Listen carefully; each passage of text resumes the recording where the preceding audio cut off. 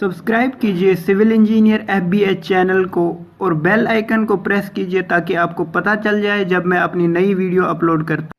Hello दोस्तों, स्वागत है आपका आपके अपने यूट्यूब चैनल सिविल इंजीनियर एफबीएच में। जैसे कि आप जानते हैं, जो हमारी आज की वीडियो है वो है हाईवे इंजीनियरिंग इंटरव्यू क्वेश्चंस के बारे में।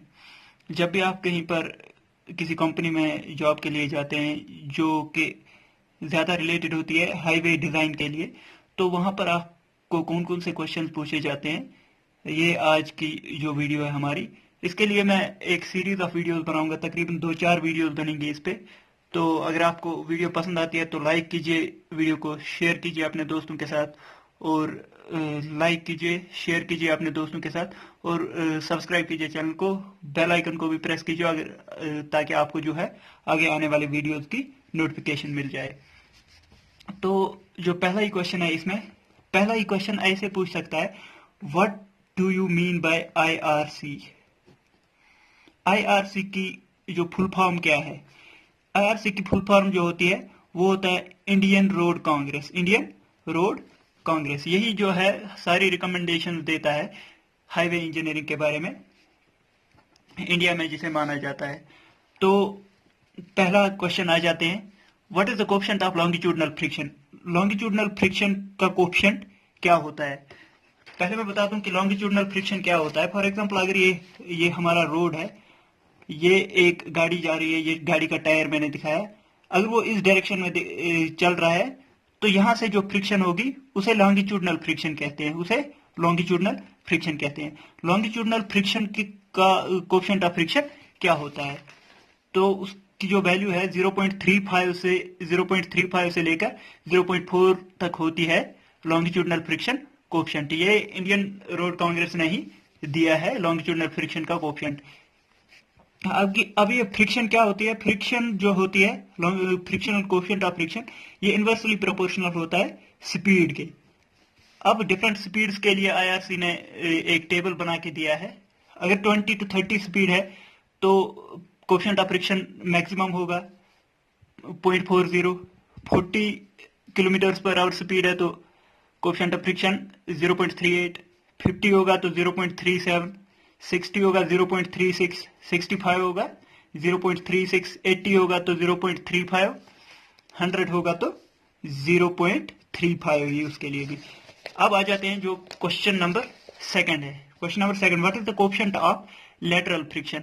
लेटरल फ्रिक्शन का कोएफिशिएंट क्या होता है? कोएफिशिएंट ऑफ लेटरल फ्रिक्शन जो आईआरसी ने रिकमेंड किया है वो किया है 0.15। पहले मैं बता दूं कि लेटरल फ्रिक्शन का कोएफिशिएंट क्या होता है। फॉर एग्जांपल, हमारे पास जो है, अगर हम एक करो में जा रहे हैं, यहाँ पर एक करो में जा रहे हैं, बड़ी तेज स्पीड से यहाँ पर गाड़ी जा रही है, तो जो यहाँ का टायर जो है, बाहर वाला टायर, वो स्किड करने की कोशिश करता है, वो बाहर जाने की कोशिश करता है। इसके लिए जो अपोजिंग डायरेक्शन में जो फ्रिक्शन लगेगा उसे कहते हैं लेटरल फ्रिक्शन। फॉर एग्जांपल, यहाँ से गाड़ी यहाँ से जा रही है और टायर यहाँ से बाहर निकलने की कोशिश करता है, तो अपोजिंग फ्रिक्शन जो लगती है उसे कहते हैं लेटरल फ्रिक्शन। लेटरल फ्रिक्शन का कोएफिशिएंट कितना है? 0.15। और जो लॉन्गिट्यूडनल फ्रिक्शन का कोएफिशिएंट है वो है 0.35 से लेकर 0.40 तक होता है लॉन्गिट्यूडनल फ्रिक्शन। और जो लेटरल फ्रिक्शन होता है वो 0.15 रिकमेंड किया है इंडियन रोड कांग्रेस ने। तो अब आ जाते हैं नेक्स्ट जो क्वेश्चन है हमारा, width of the carriage way. Carriage way जो होता है, जो मेन रोड की विड्थ होती है, कैरेज वे होता है मेन रोड की विड्थ। सिंगल लाइन के लिए जो होती है वो 3.75 मीटर दिया है सिंगल लाइन के लिए, अगर एक ही लाइन है। 2 line with raised curbs. Curbs तो आपको पता ही होगा, कर्ब्स साइड में होते हैं। फॉर एग्जांपल, मैं आपको यहाँ पर पहले कर्ब्स बता दूं कि कर्ब क्या होता है। फॉर एग्जांपल, ये रोड है हमारा, ये रोड है।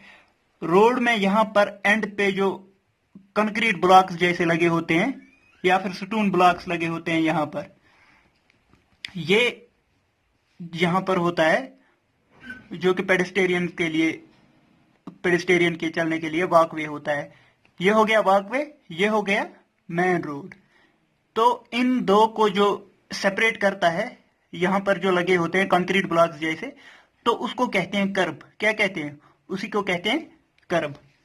अब ये अगर कर्ब्स है two lane with raised curves, अगर रेज्ड कर्व्स है टू लेन में तो उसकी विड्थ जो होती है 7 मीटर दी होती है विदाउट रेज्ड कर्व्स, जिसमें रेज्ड कर्व नहीं है, कर्व हमारे पास प्लेन ही है।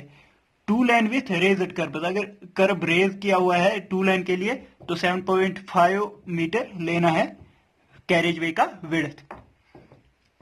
ऐसे ही इंटरमीडिएट कैरेज वे अगर है, अगर बीच में एक कैरेज वे जा रहा है तो 5.5 मीटर। अब अगर मल्टी लैन पेमेंट्स है, फॉर एग्जांपल बहुत ज्यादा लेन्स जा रहे हैं तो उनके लिए पर लेन क्या है 3.5 जो है कैरेज वे का विड्थ लेना होता है। अब आ जाते हैं नेक्स्ट क्वेश्चन नंबर 4 होता है what is the maximum width of the vehicle as per Indian Road Congress. Indian Road Congress ने मैक्सिमम परमिसिबल विड्थ जो है ये व्हीकल की वो कितना दिया है। फॉर एग्जांपल ये एक गाड़ी है, ये मैं लॉन्गिट्यूडनल नहीं दिखा रहा हूं, मैं क्रॉस सेक्शन में दिखा रहा हूं। ये गाड़ी है, ये टायर्स है, आगे की तरफ गाड़ी दिखा रहा हूं मैं। तो ये जो विड्थ है ना, इसकी विड्थ जो है 2.44 मीटर रिकमेंड की है। मैक्सिमम परमिसिबल विड्थ जो है आईआरसी ने 2.44 मीटर दी है। ऐसे ही होता है विड्थ ऑफ शोल्डर्स। शोल्डर्स क्या होते हैं पहले मैं ये बता दूं आपको। फॉर एग्जांपल ये अगर आपका कैरेज वे है, ये कैरेज वे है, कैरेज वे का हमने बता दिया अगर सिंगल कैरेज वे है तो 3.7 होता है, उसका 3.75 होता है, 3.75 मीटर। तो यहां पर हम एक एडिशनल लाइन देते हैं, ये इसे इमरजेंसी रोड कहा जाता है। फॉर एग्जांपल यहां पर कोई गाड़ी जा रही है यहां पर, वो खराब हो जाए तो उसे साइड में रखने के लिए यहां पर जो है ये इस गाड़ी को हम इस साइड में रख सकते हैं ताकि हमें ट्रैफिक फ्लो पर कोई असर न पड़े। तो इसीलिए ये जो है ये शोल्डर्स प्रोवाइड किए जाते हैं, इन्हीं को कहते हैं शोल्डर्स। इनको इमरजेंसी लेन भी कहा जाता है। तो इनकी विड्थ कितनी होती है, विड्थ ऑफ शोल्डर्स कितनी होती है, वो होती है 2.5 मीटर। ये भी इंडियन रोड कांग्रेस ने प्रोवाइड किया है कि 2.5 मीटर हमें शोल्डर्स की विड्थ प्रोवाइड करनी चाहिए। अब है total reaction time as per Indian Road Congress. Indian Road Congress ने रिएक्शन टाइम का कितना माना है। रिएक्शन टाइम हमें कहां पर जरूरत पड़ती है, जहां पर हम स्टॉपिंग साइड डिस्टेंस निकाल रहे हैं या ओवरटेकिंग साइड डिस्टेंस निकाल रहे हैं, वहां पर हमें रिएक्शन टाइम की जरूरत पड़ती है। फॉर एग्जांपल हमें देखना होता है कि बंदे को कितना टाइम लगा, कि एक तो बंदा जब देखता है कि ऑब्स्टेकल है मेरे सामने तो उसे देखने से ब्रेक मारने तक कितना टाइम लगता है, उसे कहते हैं रिएक्शन टाइम। रिएक्शन टाइम जो है 2.53 दिया है आईआरसी ने। अब यहां पर 2.5 सेकंड में माना जाता है। 2.5 सेकंड स्टॉपिंग साइड डिस्टेंस के केस में कैलकुलेशन में यूज कर सकते हैं और 2 सेकंड ओवरटेकिंग साइड डिस्टेंस की कैलकुलेशन में यूज कर सकते हैं। मतलब कि जनरल हमें 2.53 दिया है, 2.5 स्टॉपिंग साइड डिस्टेंस निकालने के लिए जो फार्मूला दिया है उसमें यूज करना है और 2 seconds overtaking side distance calculation के लिए जो है फार्मूले में लगा देना है। तो अब आ जाते हैं नेक्स्ट में। नेक्स्ट है maximum design speed for different roads. Different roads जो होते हैं उनमें से मैक्सिमम डिजाइन स्पीड क्या होती है। हमारे पास जनरली रोड जो होते हैं नेशनल हाईवेज होते हैं, मेजर डिस्ट्रिक्ट रोड्स होते हैं, अदर डिस्ट्रिक्ट रोड्स होते हैं, विलेज रोड्स होते हैं। नेशनल हाईवेज और स्टेट हाईवेज, नेशनल हाईवेज और स्टेट हाईवेज के लिए हमारे पास टेरेन भी दिए होते हैं। टेरेन होते हैं प्लेन, रोलिंग, माउंटेनियस या फिर स्टीप टेरेन होते हैं। मैंने स्टीप नहीं लिया है यहाँ पर। नेशनल हाईवेज और स्टेट हाईवेज जो होते हैं उनमें जो प्लेन टेरेन के लिए 100 किलोमीटर पर आवर की जो है डिजाइन स्पीड मानी जाती है।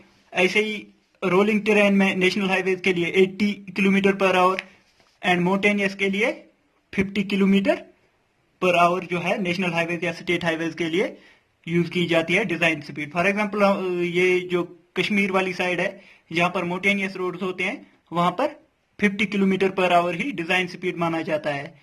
या फिर प्लेन देख लो अपना दिल्ली वाला साइड, वहां पर 100 किलोमीटर पर आवर ले सकते हैं। ऐसे ही मेजर डिस्ट्रिक्ट रोड्स जो होते हैं, major district roads 80 kilometre per hour plain terrain के लिए, रोलिंग टेरेन के लिए 65 किलोमीटर पर आवर, एंड जो है मोटेनियस टेरेन उसके लिए 40 किलोमीटर पर आवर।